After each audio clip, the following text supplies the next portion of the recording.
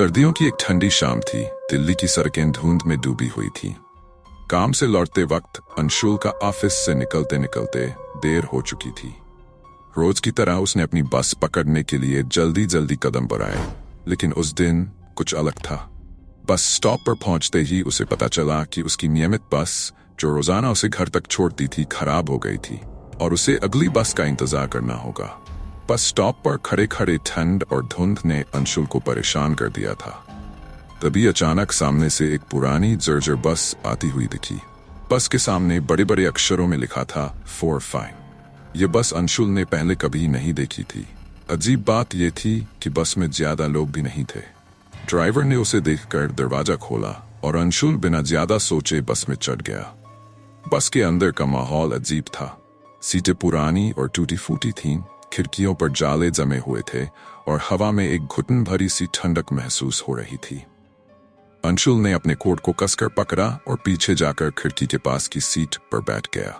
बस में चढ़ते वक्त उसने बस में बैठे बाकी यात्रियों पर ध्यान नहीं दिया था, लेकिन अब उसने चारों ओर नजर दौड़ाई। उसके अलावा बस में बस 4 या 5 लोग ही थे और वे सभी बिना हिले डुले खामोशी से बैठे थे। उनके चेहरे पूरी तरह झुके हुए थे और ऐसा लग रहा था जैसे उनकी आत्माएं कहीं दूर खो चुकी हों। बस धीरे धीरे धुंध में आगे बढ़ने लगी। बाहर का नजारा धुंधलाने लगा था और सड़कों पर रोशनी भी धुंध में खोती जा रही थी। अंशुल को अजीब सा महसूस होने लगा था, लेकिन उसने इसे अपनी थकान समझकर अनदेखा किया। अचानक उसे सामने बैठी एक महिला की ओर ध्यान गया। वह लगातार उसकी ओर देख रही थी।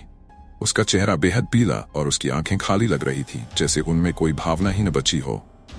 अंशुल ने जब उससे नजरें मिलाईं तो उसने धीरे से मुस्कुराने की कोशिश की, लेकिन महिला की आंखों में कोई बदलाव नहीं आया। वह बस उसे घूरती रही। बस अब शहर की मुख्य सड़कों से हटकर सुनसान रास्तों पर चलने लगी थी।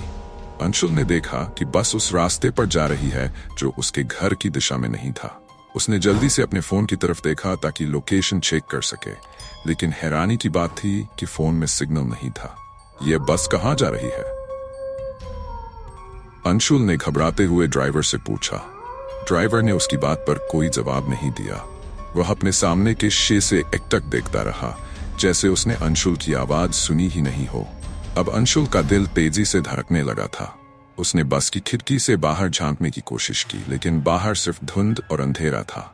सड़क का कोई नाम या कोई निशान भी नजर नहीं आ रहा था। तभी बस अचानक रुक गई।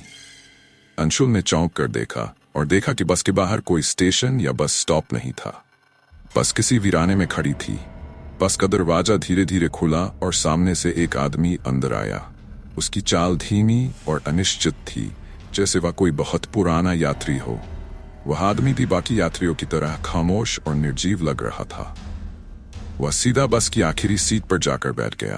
अंशुल अब पूरी तरह घबरा चुका था। उसने देखा कि बस के बाकी यात्री अभी भी उसी तरह बैठे हुए थे, बिना किसी हरकत के, जैसे वे जीवित ही न हो। ये बस कहाँ जा रही है? उसने फिर से जोर से चिल्लाकर पूछा। तभी एक आवाज उसके कानों में पड़ी। यह आवाज पिछले सीट पर बैठे उस नए यात्री की थी। उसकी आवाज गहरी और खौफनाक थी। ये बस मौत की तरफ जा रही है। अंशुल का चेहरा सफेद पड़ गया। उसे समझ नहीं आ रहा था कि वह क्या करे। उसने तुरंत बस से उतरने की कोशिश की, लेकिन बस का दरवाजा खुद ब खुद बंद हो गया। बस ने अचानक तेज रफ्तार पकड़ ली और अंशुल को उसकी सीट पर गिरा दिया। अब बस के अंदर का माहौल पूरी तरह बदल चुका था। खिड़कियों के बाहर के दृश्य डरावने और असामान्य हो गए थे।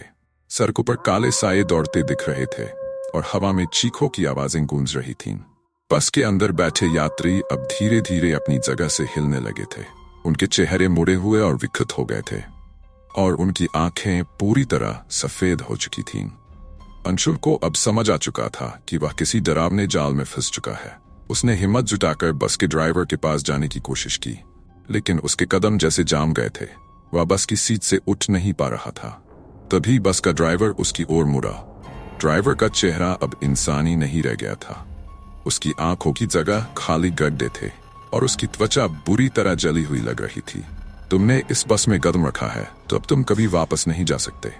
ड्राइवर की आवाज गूंजने लगी। अंशुल ने आखिरी कोशिश की। उसने खिड़की से बाहर कूदने की कोशिश की, लेकिन खिड़की की कांच ठोस हो चुकी थी और बाहर का नजारा अब किसी दूसरी दुनिया का लग रहा था। बस नंबर 45 अब अंशुल को एक ऐसी मंजिल की ओर ले जा रही थी जहां से कोई लौटकर नहीं आता। और फिर अचानक अंशुल ने अपने शरीर को ठंडा महसूस किया। उसकी आंखें धीरे धीरे बंद होने लगीं। बस के अंदर का शोर अब शांत हो गया था।